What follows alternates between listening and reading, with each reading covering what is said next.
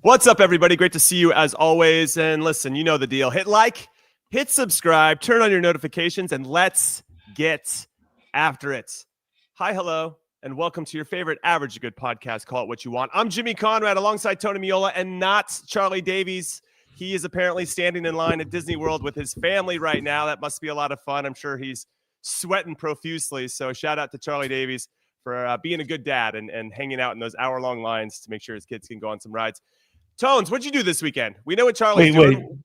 He's got no speed pass. He didn't do the speed pass down in Orlando. That's true. He probably has a speed pass. We have to find this out. This is really, really important. That's true. We know that Chuck doesn't like to suffer. So yeah, definitely, especially at Disneyland or Disney World.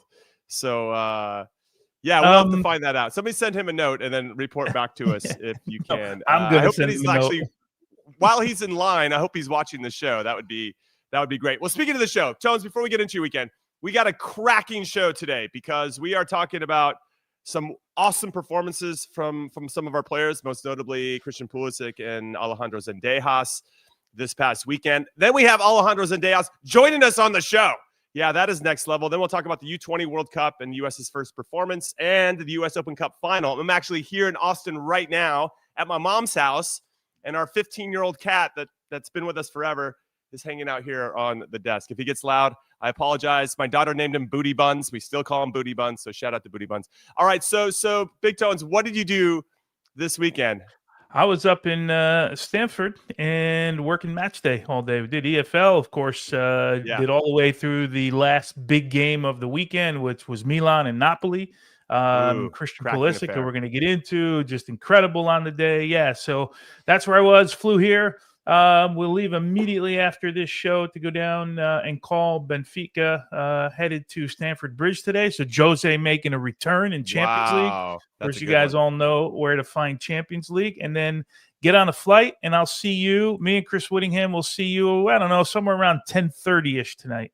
Tonight, ooh, I think we're having a late dinner, so hopefully you can catch up with us. Well, that's really late, but that's true. That's true. Yeah. Well, we call that a nightcap. Well, let's call that air quotes for people listening. We'll just have a little nightcap with Big Tones and Chris Whittingham after they step out of the airplane. All right. Well, speaking of Serie A and Christian Pulisic and AC Milan and their big 2-1 win over Napoli, it was a performance with Christian Pulisic that stood out in a way, Big Tones, where you're like, okay, could this guy end up having a season where he ends up becoming player of the year?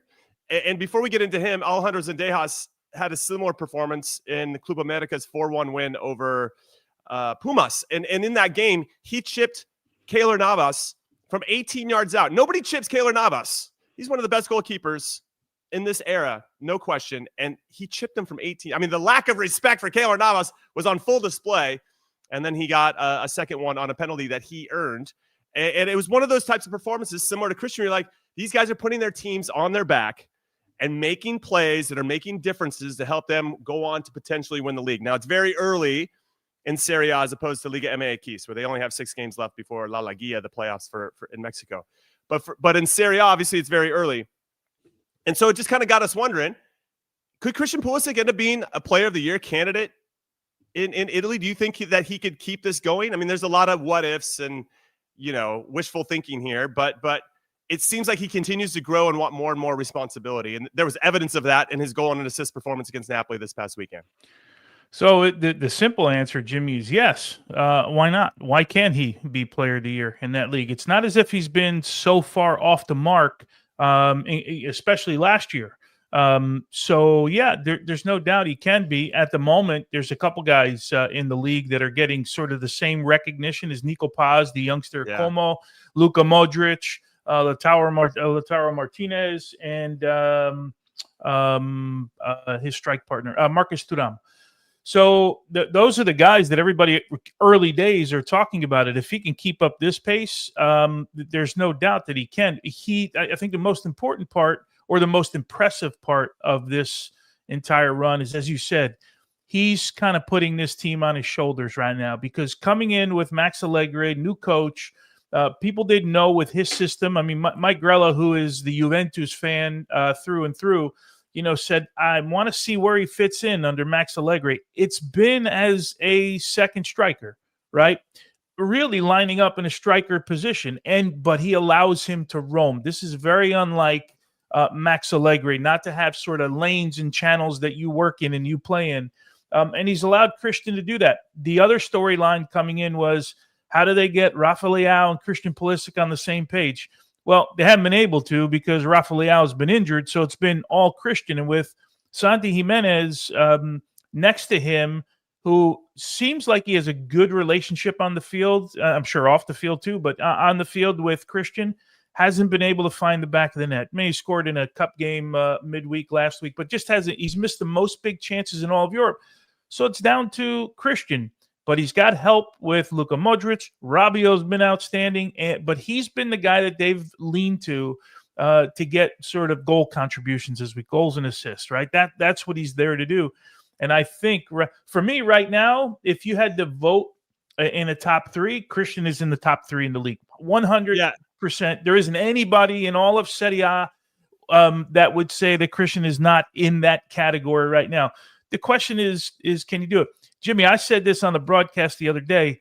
I said Christian Pulisic took a lot of heat in the summer, especially after he came on this show, Call It What You Want, and explained his decision about the summer. But do you remember what he said to us? He said, I did all of this to be ready 100% for Milan and then be ready for the World Cup. So at least we can give him credit for wherever you sat, whatever, because, everyone was on one side of the fence. I don't care what side you were on with, should he take off, should he not? That part of it, he's coming good on, Jimmy. Right. I think what's interesting, if we talk about player of the season, MVP, whatever you want to categorize it as, it's your team has to win something. I feel like the only way you're in the conversation, if Napoli didn't win the Scudetto last year, I don't know if Scott McTominay would have been, he would have been considered. He would have been in the conversation as we're talking about Christian, right? He's playing well enough. He's become undeniable. You have to put him in the conversation.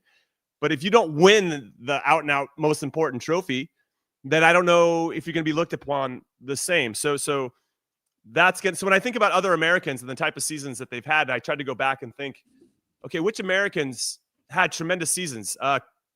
Clint Dempsey in the 2011, 2012 Premier League season, he was fourth or fifth in Premier League in scoring. He had 17 goals in 37 appearances. I mean, that's a tremendous season. Fulham was 10th. But so they were, 10th isn't going to win you the award. You got to go on to win. I think Man City won the trophy that year. Yeah. I believe Robin Van Persie might have actually been the one that ended up winning it just because he scored 30 goals that season. But there has to be a lot of elements that go into it to become the player of the season. And I love that you brought up Luka Modric and Adrian Rabiot, because those two guys are so good at passing the ball under pressure. And that allows Christian, and whenever Leao comes back into the team, just going to allow them to kind of find different pockets of space. And maybe that's why Max Allegri will allow Christian to drift and find pockets, because he trusts guys in midfield that can find those passes.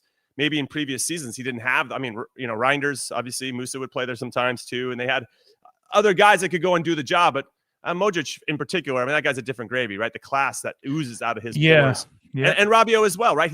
They're very good at just playing and understanding where the space is. And when you're around those types of guys, it's hopefully it's already showing that it's going to bear fruit for Christian. He can just pick up the ball a little bit higher, maybe pick up the ball where he can run at the back line, and it just makes such a big difference. And I think Leao will benefit as well. And so I wonder what happens when Leao comes back into the team, because there's only so much of the ball for everybody. And will that impact the numbers that Christian could put up? We'll have to wait and see, of course. Or it could amplify. It could go the other direction, right? Now they're both scoring a whole bunch of goals. Yeah. Especially when they go in this counterattacking way, right? When the game opens up. I don't know if there were two moments in this game for Christian that showed that, okay, he's now he's getting to a different level. The move on the first goal to Salamakers was really good. But then there's a view of the pass that's kind of behind Christian Pulisic. It's the sideline view, and it's the ground level. And you don't see anybody in the picture other than three defenders from Napoli. And somehow he picks the ball up. He picks up the run at the back post. Jimenez, I think, peeled to the penalty spot. And you look at it like the degree of difficulty on that pass. If Lionel Messi gave that pass, we're like jumping through the roof the entire day, and we should, because that's a pass that not everybody sees. And then if you remember, Jimmy, Christian was somewhere around midfield, and he threaded a ball through to Fofana, who was running in and missed the shot. He hit it over the bar. But, I mean, those are two moments. Like, that's different level from what we've seen Christian in the past. It's always been about connecting and occasionally, a through ball. There was one last year clipped over the top that I remember. You look at what he's doing now, and he's playing at a different speed than we've ever seen him play at, which is great to see. And again, I still go back to that conversation. He said he needed to be ready for this. He looks ready. He looks like he's having fun. He's on a much better team this year, a much more balanced team this year than he was last year. So he's in a good run of form right now. And of course, we're thinking about the U.S. men's national team, and we should. He's thinking about the day-to-day with Milan now, and then this next couple of windows. But we can dream, right, a little bit that we see this same form in the national team as we do at Milan. Yeah, Christian Pulisic, 6 goal contributions in his past 3 matches. And to your point about seeing the pass, listen, Tones, we've been around, whether it's with ourselves or had moments in our own playing careers, or even when we're out playing now in Sunday leagues or whatever it may be.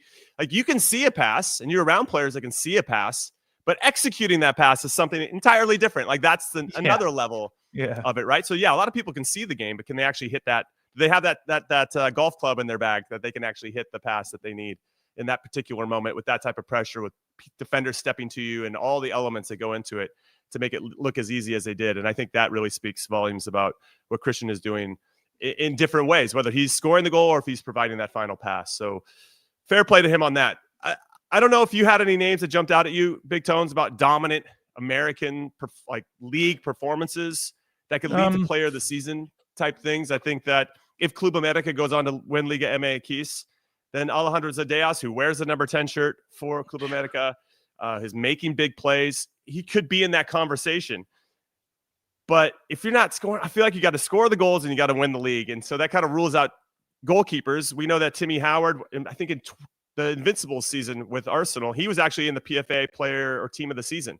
He beat out Jens Lehmann to be the goalkeeper in the PFA team of the year. So you have those types of performances. He gave up 31 goals in 32 games. But if your team doesn't win the league, it's going to be hard to be the out-and-out MVP, let's say, of the league itself. So did Tillman end up winning it last year? No, they gave it to the kid from FC Twente, who was the Golden Boot winner.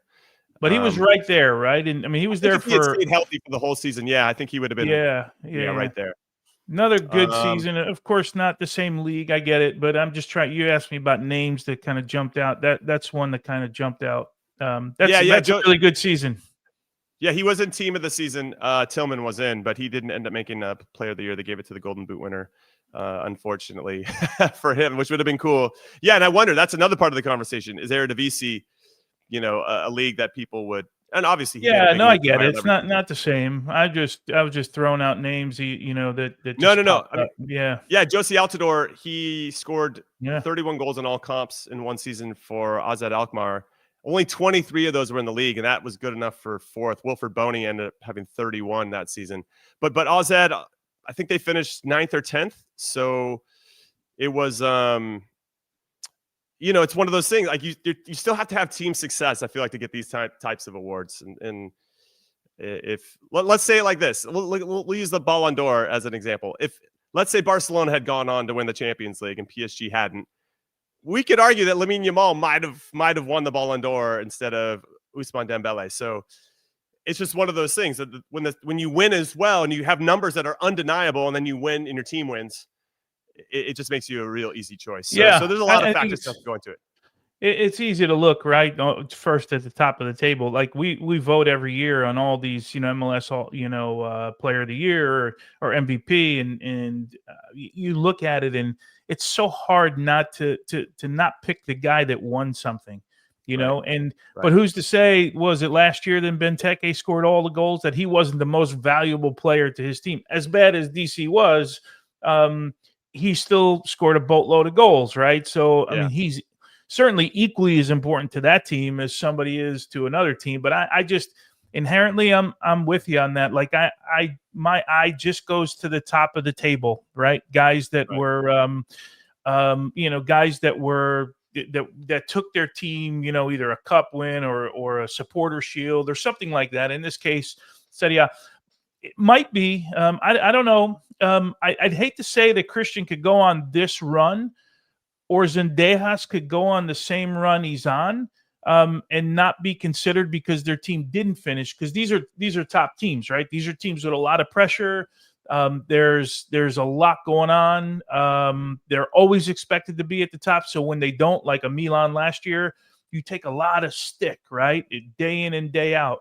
And I'm just happy that it's these two of these guys now that have stepped up for their massive clubs and said, okay, we're gonna make a difference in this group, and Christian's been that for sure. No, he's been excellent. There's a good question there from Ryan saying, my point of view is that the MVP shouldn't be from the team that wins the trophy, because clearly that team had enough talent to win it anyway. I know. It should be from maybe someone that like helped the team like punch way above their weight, and that should be the most valuable player. My argument is always, okay, let's just say Messi, right? Because everyone knows Messi, obviously. If you take him out of Inter Miami, do they win anything? Right. Like you can look at it in reverse as well. But I certainly understand the sentiment. It's always so hard, like, because you when you do those things and when you have these conversations, you want to be fair to everybody. And because guys are valuable to teams. But in this case, you got a guy not only is valuable to Milan, but now is putting up the numbers and putting games on his shoulders. Like he's kind of right now, Pulisic for me, Christian is kind of the full package if we just want to have that conversation, when you're talking about voting for somebody that's the most valuable player, like he's checking all the boxes for me. Yeah. No. It's at this particular moment, he'd have to be one of the favorites in Serie A as the best player in the league. Hell, so long may that continue. We need him. We need him to just keep going. He's heading in the right direction, and it's funny because when you see types of players of his quality, like do they have another gear? Is there another level of them that we're going to see? And really, Tones, it's consistency, because you see these, and I'll use kind of Tim Ream but I think what makes him special is his consistency. You're going to get like a 7 or 8 out of 10 from that guy pretty much every game, and he did it for a really long time for Fulham and led them to getting promoted and so on and so forth. Won Player of the Year a few times, did it at Bolton as well. But when you think about attacking players, now we'll go back to Christian. Can he be dangerous basically every time he gets the ball? Can something happen? Okay, let's use Messi as the end of the spectrum. Every time he's on the ball, dude, something's happening. Something's gonna happen, and that makes him this incredible threat. And whether he can, he'll hit the pass or he's going to dribble and do something else, whatever it is, something's going to happen. And that's ultimately your aim as an attacking player. Is every time you get the ball, you don't have to be the one that scores or has the assist, but could you have done something positive that starts the sequence to something positive and ends to a successful action in the attacking third? And I think we're seeing more of that from Christian. He obviously has the numbers from Milan over the last 2 seasons. He's now just like rocket fuel to start this season. And Dortmund, we saw glimpses. Chelsea, we saw glimpses. Now it feels like he's putting these seasons together with a lot more consistency. And I feel like that's the next level for him and for any attacking player and Wilson, he turned 27, right? That's like on all the research that's out there. This is essentially a peak year for him. This is all athletes, not necessarily isolated to soccer. And so it feels like everything's kind of coming together at the right time. And that's a benefit to the U.S. But I think the consistency is what we're seeing from him, and that he feels like it seems like he has ideas every time he gets on the ball. He knows where he should be, what's going to be the most dangerous moment and space to attack. And that's just putting everybody on notice. And it feels like he's unstoppable in some ways. And so, yeah, that's pretty rad. That's all I wanted to say. It's pretty rad. Yeah, good for him. And I know we're gonna jump on with Alex too. Good for him. The month of September was nice to Alex. Very nice. Very nice. All right, before we get into our first break and our special guest Alejandro Zendejas on the other side of it, we had some photos. We have a Disney World update right before the break with our very own Charlie. Look at Charlie. He's hanging out with Mickey Mouse. Of course he is. Nice to see. I mean, it's cool that he went and got a selfie with Mickey Mouse before getting photos with his kids, but it's fine. It's a great hat. Priorities here, Chuck. Priorities. All right. Do we have any other ones? Or is that our only? Oh, there we go. And they got the hats on. Chuck looking good with his heartbeat kit. La Familia looking good. What's that jersey his son has on? Well, oh, sorry. I think it was a PSG, like a yellow PSG. Was it? That's my guess. I didn't notice it. Yeah, that's my PSG, guess. We're being told. PSG good for him.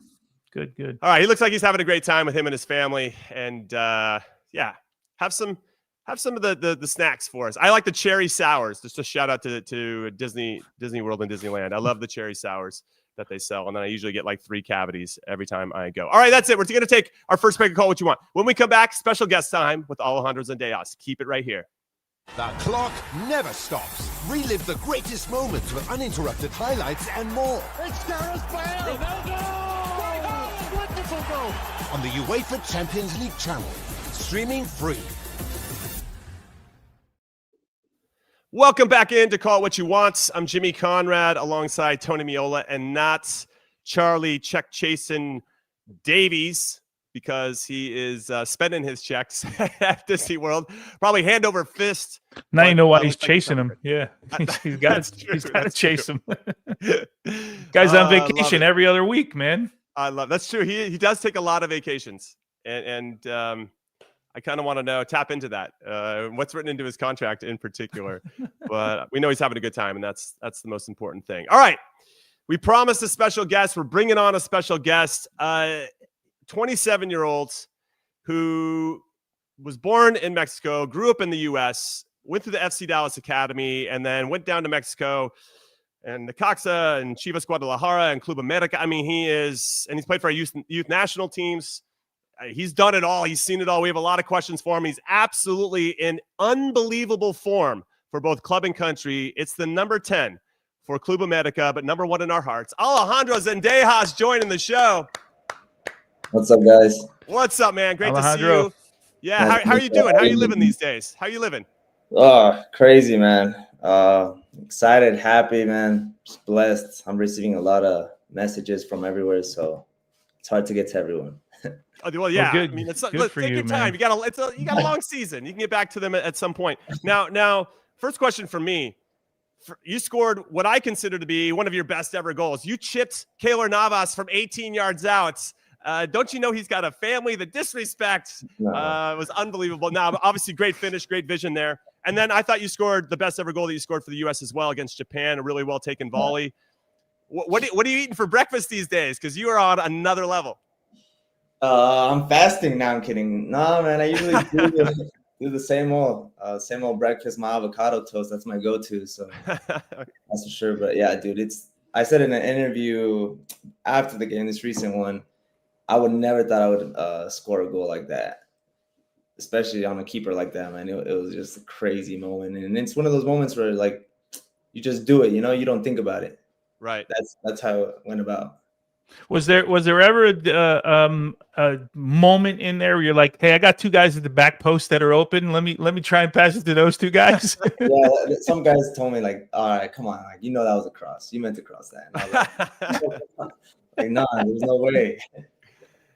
That's awesome. Yeah, talk about where kind of the game is improved, right? Jimmy read your resume, and reading your resume doesn't do you probably justice on sort of your ascension, right? And what you've now started to grow into as a player at 27 years old. But where's been the biggest improvement for you? Has it been the fact that you had 5 goals, I think, last campaign with America, and now you're following it up again with those kind of numbers? Is that where it's been? Is just that type of production?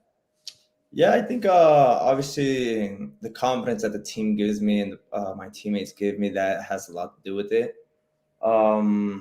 Also, the quality of players that we have on this team, it's crazy. We got players from South America, Europe. It's just, I'd say it's one of the best teams in the league for sure. So that also helps me to be able to perform and score these goals, give these assists.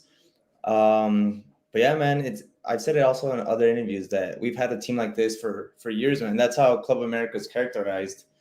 We're always competing in the top top 4, top 5.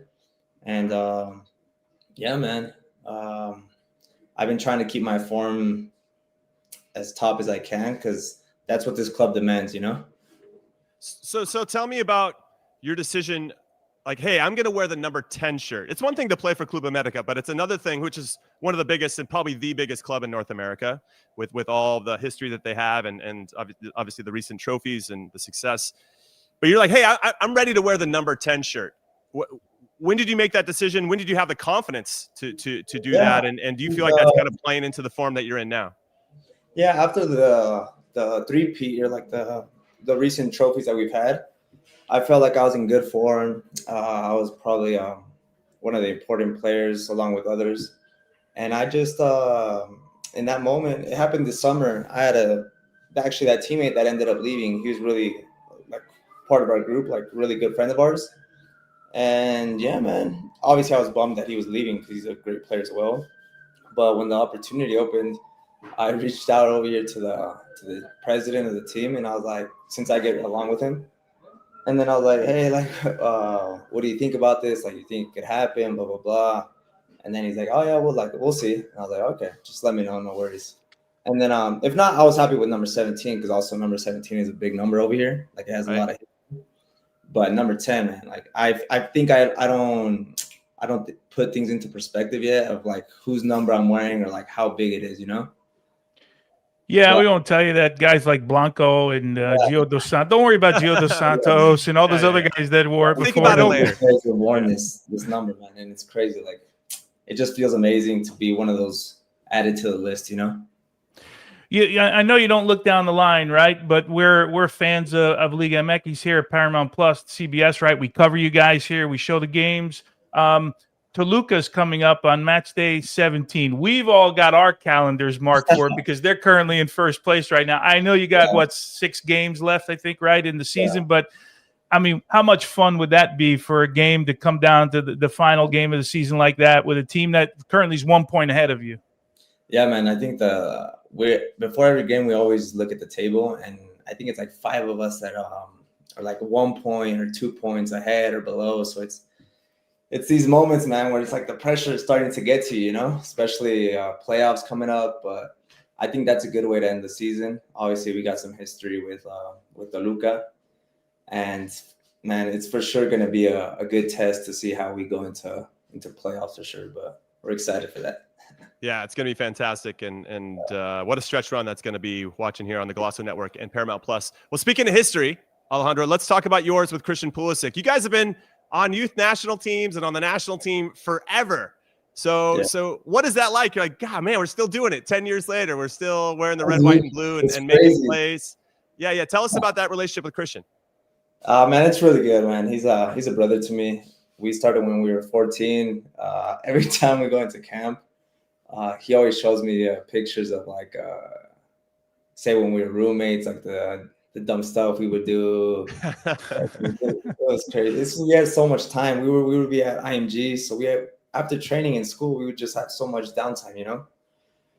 But yeah, man, that guy's he's a killer, dude. Like you've seen in his recent games, it's amazing to be able to play with that guy. I stepped out for a bit from the national team for a couple years just because of like some incidents over here in Mexico. But yeah, man, I'm happy to be back with him. It's always nice to like play with him on the field, training, just live the daily life with him. You know, he's a cool guy. He's a real humble guy. So it's nice, man. Well, it's nice that you guys are both in peak form right now, absolutely crushing it. We wanted to throw up some photos though, so we're gonna throw up a photo. Tell us where you think this is from and maybe a story behind it, if you're up for it. Let's see. All right, that's for sure Nike friend. Dude, what was I doing with my hair, bro? Yeah, well, what you're saying, this is the Nike friendlies you're thinking down in? Dude, that was Nike friendlies. I can't remember what game one it was. Probably like it was either England, Turkey, or Brazil, or England, some of those, man. But was this the Brazil game where did you guys win 4-1? Was it that one or 4-0 where there were some problems with the coach? Was that group of players? Yeah, it was that group for sure. It was something I wouldn't like. I've never seen ever, especially. I mean, we were young, but yeah, man. There was like 5 minutes left of the game, and we just stopped playing. Yeah, we're being told this is the England game. So refresher me, this is the England game here. That's really cool. We have any more pictures of these two? Look at these two. Boy, yes we do. I think that was first day of school of residency, man. My hair got a little bit better, but I love that. That's awesome. Oh, this is Bradenton too. This is down in Bradenton. Yeah, Bradenton. Yep. You guys Holy are cow. like matching, just with different color shirts, which is awesome. Wow. Well, needless to say, you guys have come a long way since that picture. Let's talk a little bit about the national team. You're in with Pochettino's first couple camps. You're not there for a little bit, but then you get this reintroduction in, and some of us were kind of clamoring for you to be called in. Just talk about the experience. Jimmy mentioned the goal, which was incredible about against Japan, and now we're getting close to October window here. What's the expectation? Yeah, I mean, kind of build off of this last camp that I had. Like I've said, take advantage of the opportunity. Not everyone gets to be into these camps all the time. So do what you can with the most minutes you get. Obviously at training, that's where you gotta do your thing, impress the coaching staff. And yeah, man, I felt like these last two games, I really, compared to other games that I've been able to play with them, I think these two, I've stepped it up. And yeah, man, just continue on this line, take my club form into national team form, and hopefully we could have a good camp.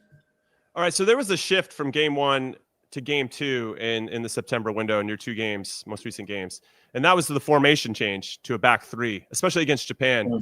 How did that feel for you? Because it felt like you got to tuck in a little bit more centrally and maybe pick your spots as to go out wide, as opposed to just standing out wide if we were in a traditional 4-3-3 or 4-2-3-1, and having that maybe support from a wing back. Did that feel more comfortable? Because the team just looked the team just looked more comfortable.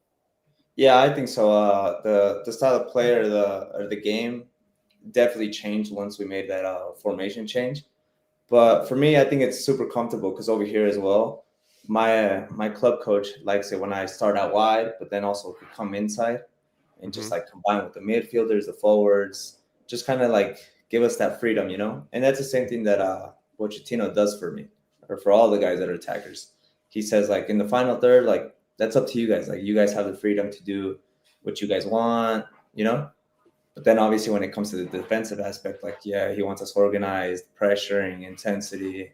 And it reflects to what I do over here, or what we do over here at club team. It's really similar. So I feel super comfortable in That's nice. All right, I know you're on a time crunch here. I ask all the guys that come on here, what's your plans? June 12th of 2026. What are you planning on doing? We still got a long time, but hopefully, man, I want to be there. And like, it's a dream for any soccer player, man, to be able to represent their country and be at a World Cup, you know. So I'm gonna keep on doing my best, keep on working hard, and hopefully that chance can come, man, for sure. All right, and then the last question. Well this done. is just show tradition here, and we obviously would love to see you representing the red, white, and blue in next summer's World Cup. What's your best jersey swap? Do you have one? Do you swap jerseys? Does anybody maybe waved you off of some stud? Riquelme waved me off one time at the Copa America, and I'll never forget it. Yeah. Jersey swaps. I've had one with Christian, bro. I've had one with Christian when he was at Chelsea. We played him in Las Vegas. Yeah, nice one. Since it was like a preseason game, they didn't have their last name on that jersey, but I got that one. I got some Real Madrid. I got Lucas Vasquez. I got Joao Cancelo when he was at City. I think those would be my. Yeah, I think so, man. I think so. Would be like. Hey, Navas is a beast, though. I mean, that guy's had a hell of a career. I didn't even get to say hi to him after the game or like talk to him or chat. He didn't try and get your jersey. Say, I don't want this guy's jersey on the street anymore. I didn't switch jerseys with them because, like, obviously they're like one of our biggest rivals here. But it would have been sick to say what's up to him. You know, he's a legend. So yeah, you get me? But, yeah, you said what's up to him. Don't worry. I was a goalkeeper. You said what's up. Well, Alejandro, thank you so much for your time. Continued success for club and country, and we wish you the very best as you finish up this Liga MX season and into the playoffs. Alejandro Zendejas, everybody. All right. Wow. So, Tones, let's debrief. That was fun. He was ready to laugh. Great attitude, man. I got plenty of time for that. And obviously, we're pulling for him. And he's coming off we talked about Christian pretty heavy in the first one, but Alejandro is playing at a level that's comparable. And again, 27 years old, right? We're starting to hit that age where that research starts to come into play, where it just starts to connect in a different way. You maybe not. It's weird. It's one of those things where, and I feel like I went through this too, so I can kind of speak to it with some experience, but where you're not trying as hard. Jimmy, you got balloons flying ahead. Do that again with your arms. You had balloons. Yeah, flying. I saw something out of my.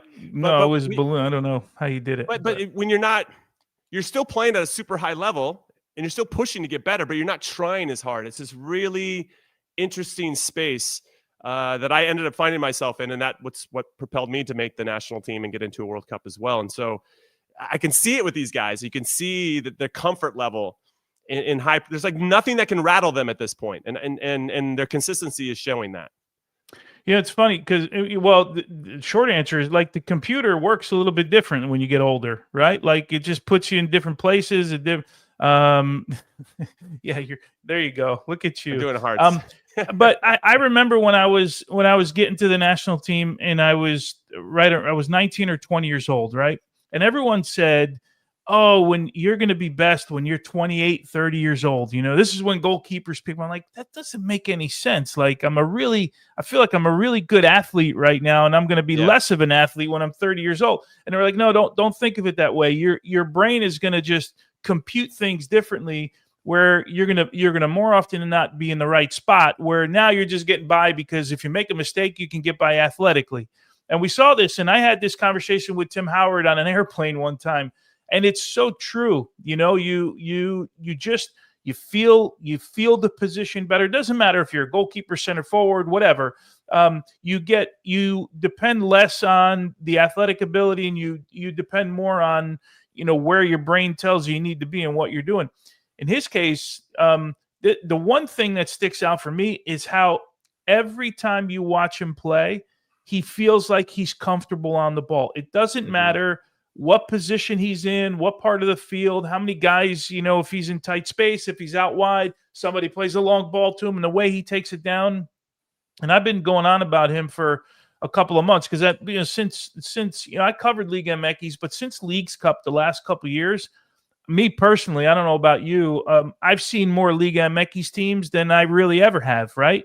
I watch like one game a weekend sometimes when it's on or at night because they're on pretty late here. And if I'm up late just doing nothing, I'll watch the game. But I've seen more and more of him and his development, and it's been fun to watch, man. Not, of course, it's fun because I like to see Americans excel. I think you feel the same way. We kind of all feel the same way, right? But I just like seeing his growth as well. And we joked about it, but wearing the number 10, you asked him the question, and he kind of, it's a big deal. It's a huge deal. Yeah. It's a huge deal, one, to wear number 10 almost at any place, but places like Club America, it's, they have a massive history. I didn't know. Now I'm going to go look it up. I didn't know. He said number 17 is also pretty big at Club America. Just from a history standpoint, I want to go look it up and see who else wore the number because I have no idea. But yeah, it's fun to see guys go and be successful and to think like they're opening another door for somebody else down the road. Like this is what it should be. So applaud him for what he's done so far, but I'm not sure that we've seen the last of him. Do you think he makes the team?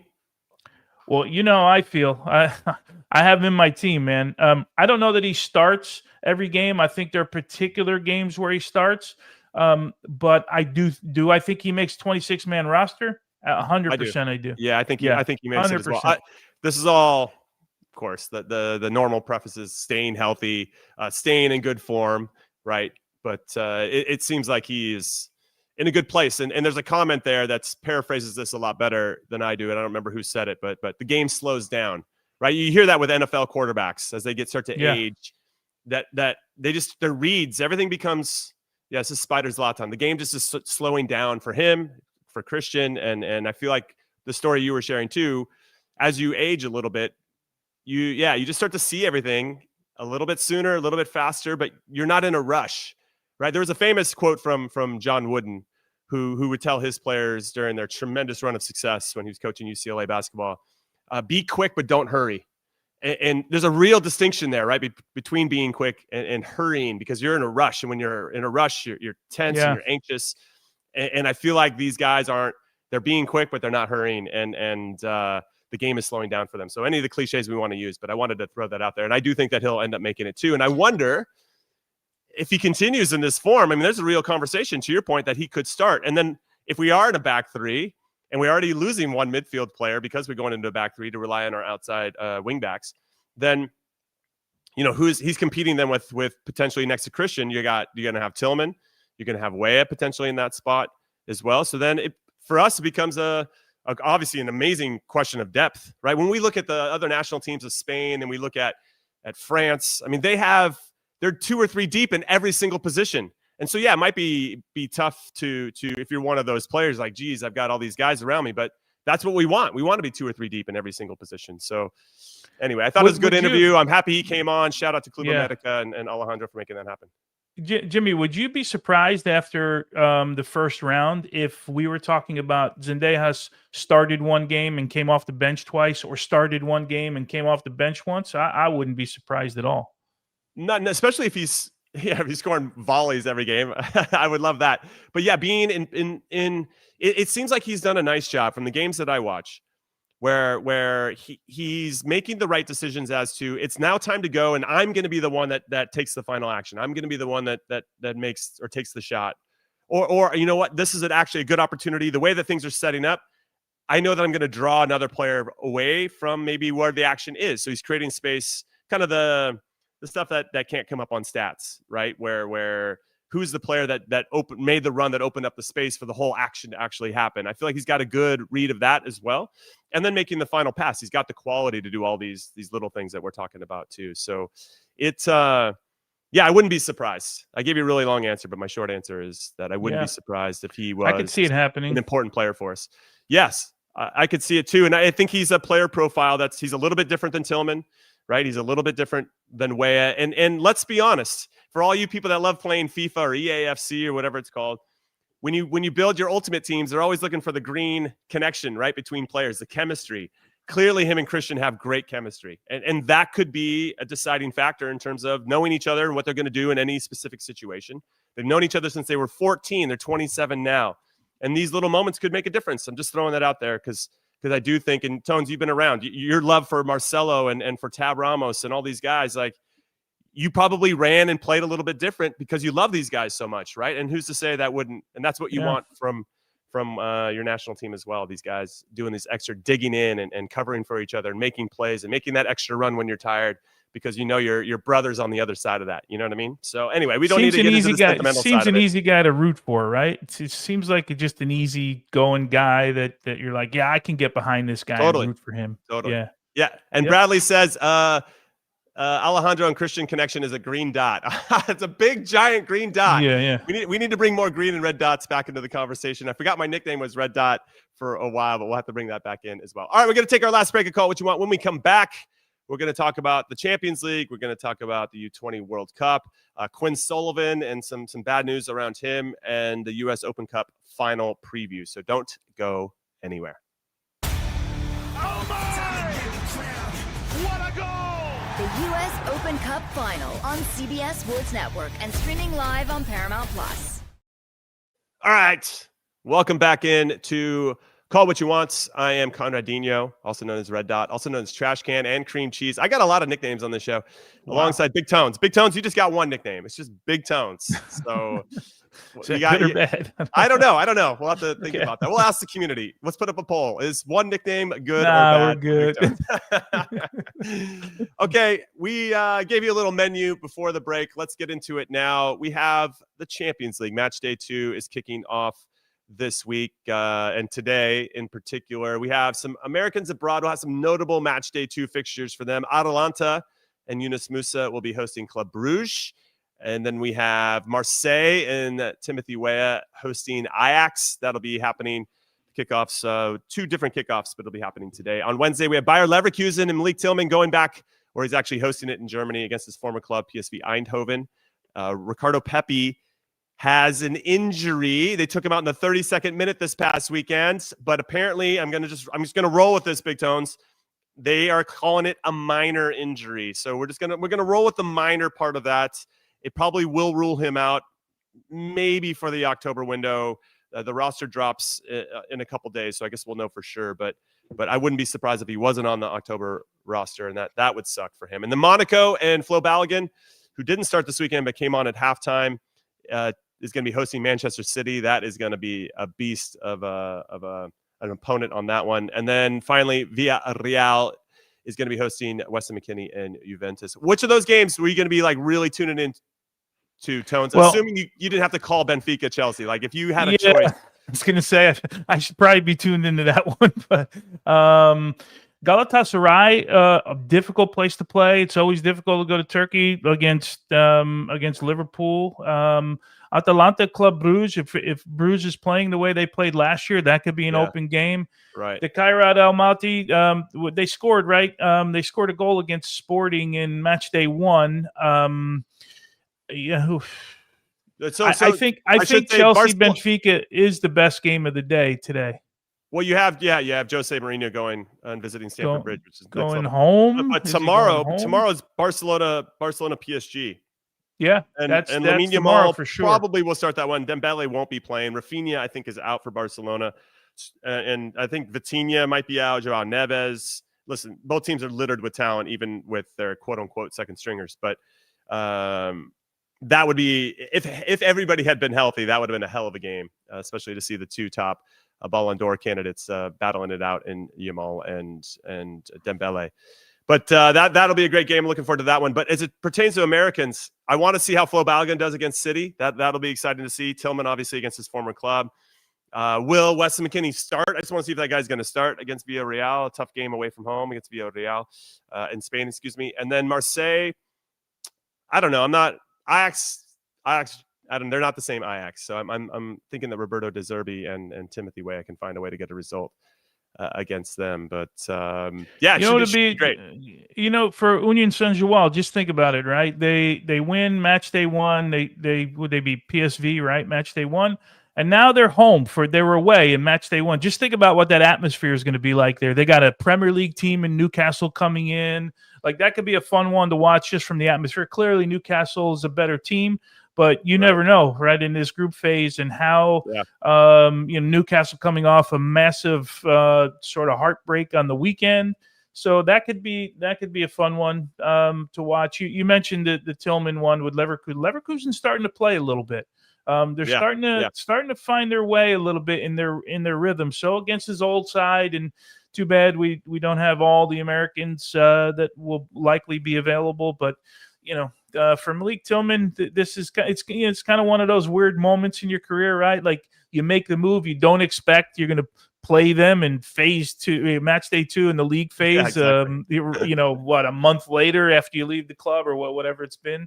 But that's what it's all about, right? The one thing of the weeks we kind of always talked about sort of internally when we were looking at schedules about the fact that match day 2 was the one that looked on paper like you have the biggest sort of lopsided matches, like a Real Madrid against Almaty. You got a Bodo Glimt against a Tottenham, but at Bodo Glimt they play an AstroTurf, right? And they play well in that place, but just on paper, it seems like there's some lopsided matches, which also means those are the biggest upsets that could potentially happen, right? At the end, for sure. So that's something to look at. Timothy Weah and how he continues to evolve is a storyline there with Marseille. So. Yeah, there's a lot to pay attention to. I love this competition. It's the best. It's the best. I'm looking forward to today and tomorrow and all the European soccer. It's all happening on Paramount Plus or the Golasso Network. So make sure you tune in and watch some of the games, support our boys in those particular games, and it should be a lot of fun too.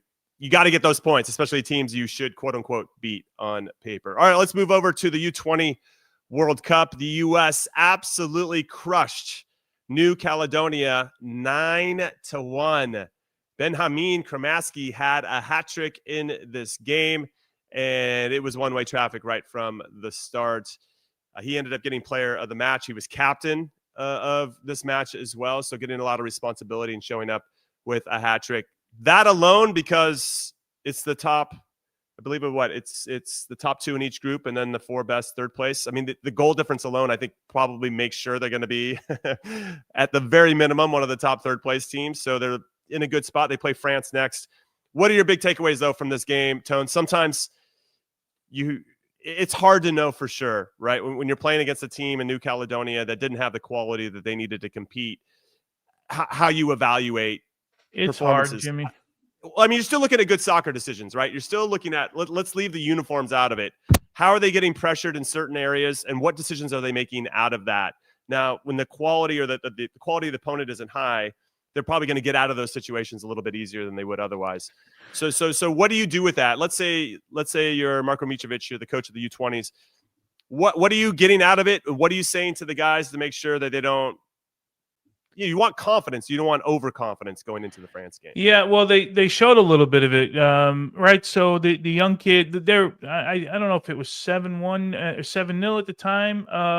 No, it was 6-0 at the time when the young goalkeeper, who by the way is now playing for Diego Cocha, who had to go back to Barcelona. So unfortunately, we don't get to see him in an international competition that would have been his, right? It would have been his time to sort of shine and get some, get a Youth World Cup under his belt.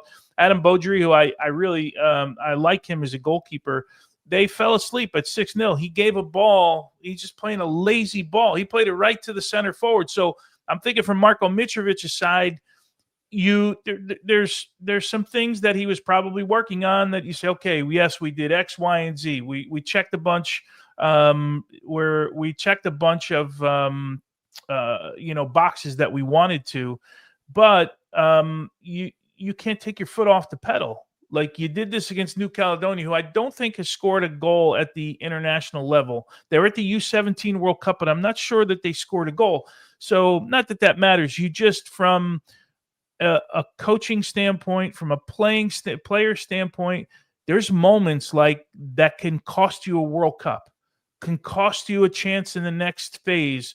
The goal differential, unfortunately, I think there's going to be a couple teams in this group that score goals against this New Caledonia side, including France. I don't know much about South Africa, but you just got to be careful, because if you're Marko Mitrovic, right, you're looking at something once you score 9 goals. You're looking at something to say, okay, I just can't applaud you for, I suppose you can, 9 goals and we go to bed and no one thinks about the other things, because you got to grow in every one of these games. Great start. Right. You always want to win the first game. Goal differential, got some guys on the field. You were able to get in, and now you got to move forward though, right? You got to start fine tuning. Yeah, the big test will be on Thursday, U.S. versus France. That should be a very good game. Look forward to tuning in to that. France got pushed pretty hard by South Africa. France got the 2-1 win. But Cremaschi, 3 goals, 2 assists, 5 goal contributions. You had FC Dallas's homegrown Nolan Norris. He had 2 goals as well. It's one of those things. Diego Coaching gets called in. He probably wouldn't have had much to do in this one. You'd want to bring in for the France and South Africa game and any other further games. Obviously disappointed he's not here for all the reasons you mentioned. Just be a good experience to be the number one, to be the leader, to continue to build in those areas of the game as well. But with Barcelona having a goalkeeper crisis, they needed to call him back, and that's how it goes. That's part of the whole process, and he'll get his chances in the future. I'm not too worried. All right, let's now talk about, before we get into the US Open Cup preview, the final, which is what I'm here for, and you're going to be here shortly for in Austin, Texas. This is just a shout out to Quinn Sullivan. In the shout out part of it, the positive side of it is we want to wish him a speedy recovery. He tore his ACL, and if he had any hopes of potentially sneaking onto the U.S. team for the World Cup, that's pretty much done and dusted, and that's heartbreaking. And so we just wanted to send him some positive vibes. I don't know if you wanted to add anything else. Yeah, it stinks, right? And I'm not sure anyone really had Quinn Sullivan on their card to make this team in 26, but it's the drive, right, Jimmy? It's the dream of being at a place like the World Cup. That's what drives you every day. And unfortunately, the young kid, injuries are part of the game. We saw this with Miles Robinson before the 22 World Cup when he got hurt with Atlanta United. And I mean, he'll recover. He'll be fine in the end. Everyone comes back from that injury now. It's not like it used to be 20, 25 years ago. It just, the timing stinks, because whether we think he's going to be in the 26 or not is irrelevant to him, right? He thinks that he's going to be in the 26 and he's going to do everything he can. Not only there, by the way, he's a really important piece to the Philadelphia Union, who are trying to win a supporter shield, trying to win an MLS Cup. He's a massive piece to the puzzle for Bradley Carnell. So they're going to miss a player that's been important to them the entire season. So just wish him speedy recovery. We'll see him back on the field. Just the time. There's never great timing with this, but this kind of seems cruel. This one. I guess, I don't know. There's no silver linings to this because I'm heartbroken for him, but he's 21. So he's still got plenty of his time. Sure. And we think about the next World Cup cycle in 2030. He's 25. We're talking about Pulisic and Zendejas and others that are kind of entering into this prime space of their lives and of their careers. He's nowhere near that yet, Quinn Sullivan. So come back. Usually now you're seeing, you're right, ACL injuries 25 years ago, devastating, could be career enders. And now I feel like people come back from ACL injuries stronger than they were before. It's almost like you're worried about the other knee not being as strong as the one that got hurt, just based on modern medicine and all the advancements in that side of things. So yes, anyway, we wish him the best. And maybe if he's bored in the future, he can hop on the show and maybe be a co-host for us. He can come on and hang out with us. I don't know. We'll just throw that out there just so we can make even while he's playing in the league and with the national team, he's probably got more time than Charlie does to come on the show, even with his schedule. I love the Charlie shade at the end of the show. All right, let's talk about the US Open Cup final. We're going to be here covering it for Paramount Plus and CBS Sports. Very excited. You're going to be on the call of the game. I'm going to be on the desk.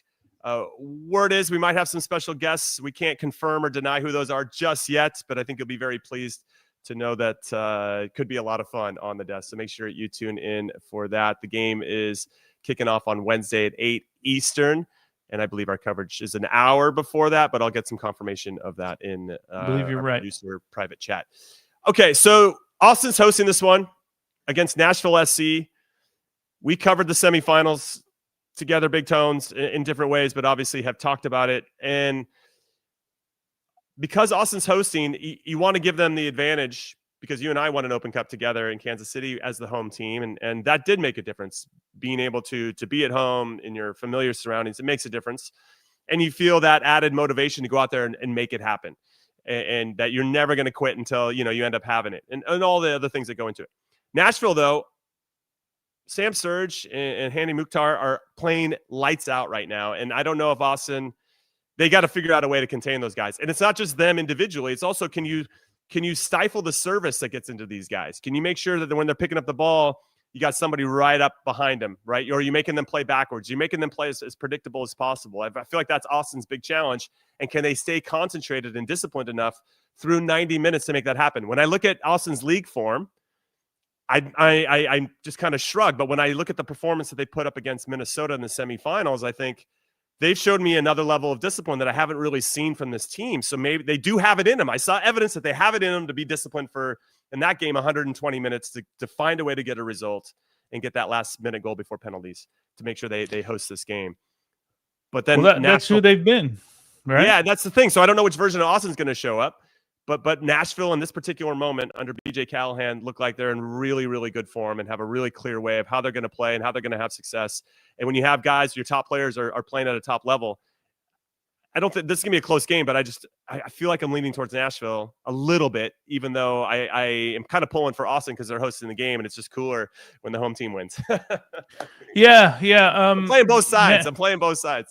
I think Nashville is if you had to pick a roster of these two, I think you're leaning towards Nashville. You've got Brandon Vasquez, who's not with the group, obviously. Hopefully we'll get a chance to chat with him. You've got a group that is resilient. They got by an El Paso side. They were down 2-0, if you remember, at halftime, and we're all in studio and looking at it and going, "Oh man, Austin's out. El Paso's going to beat them." And then they find a way. Houston match was probably their I would say their best of this competition. San Jose. Were you at that game? I think you were at the. Were you at the San Jose Open Cup game, the 2-2 that went to penalty kicks? I was there in person. Yeah, I thought so. Yeah, so yeah.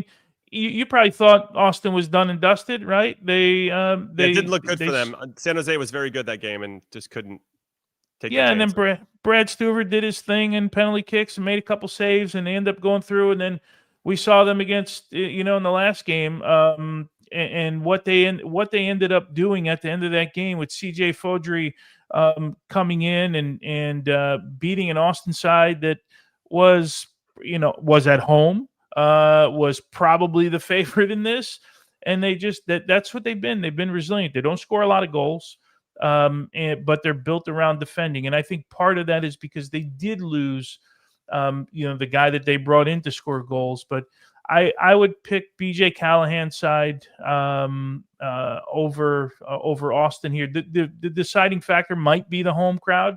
Hoping it's sold out. Looking forward to calling the game, and should be a fun one. Two different styles, if you will. I like what Nashville does, but they've struggled. They've struggled in the league of late. So that's something. But you're going to throw all of that out in the end, and hopefully your team comes up.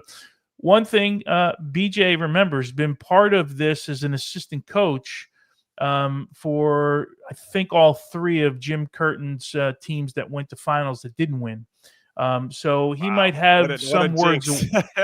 He might have some words of wisdom, but they've only had 2 wins and 6 losses in their last 8. So I know it's a different competition, but the form is not perfect right now for them. Yeah.